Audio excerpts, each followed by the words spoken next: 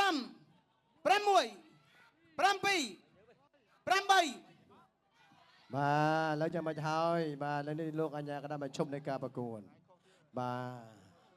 ទទី5ណាបាទគឺកីឡាករបង្គោលក្រហមបាទគឺបានថាបញ្ឈប់នៃការប្រកួតដោយសារកីឡាករបង្គោលខៀវបាទធ្វើឲ្យសន្លប់នៅក្នុងទឹកទី1តែម្ដងបាទគូនេះបាទគឺថាគូជក់ចិត្តតែម្ដងណាបាទអញ្ចឹងឥឡូវនេះបាទសូមបាទជាមួយនឹងគណៈកម្មការបាទក៏នឹងត្រៀមបាទជាមួយប្រកាសលទ្ធផលទៅដល់កីឡាកររបស់យើងណាបាទនេះជាមួយនឹងកំពុងបងជាមួយនឹងលោកគណៈកម្មការកំពុងតែរៀបចំណា